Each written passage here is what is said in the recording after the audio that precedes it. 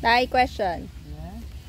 Paano malalaman kung ready nang i-transplant yung seedling aside sa maturation date nila? Yung ginagawa natin as a rule of thumb, well, generally, malalaman mo kung ready na yung seedlings for transplant pag meron na silang 2 to 3 true leaves. Paano yun? So, for example, tingnan tayo, ito. So, for example, ito yung cotyledon, ito yung mga first set of leaves. So, ito yung cotyledon nila. Wow! Ang true leaves is itong mga to, yung totoong dahon na. So, ito yung false leaves. Yan. So, cotyledon and then the true leaves. So, pag tatlo na yan, ibig sabihin kasi pag 2 or more na, maganda na yung root structure nila. So, pag nakita mo, yung iba, nandito na yung roots nila sa pinaka-bottom.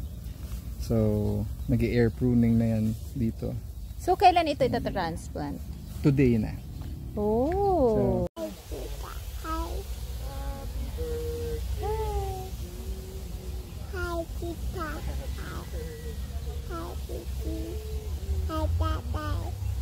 Follow for more farm videos.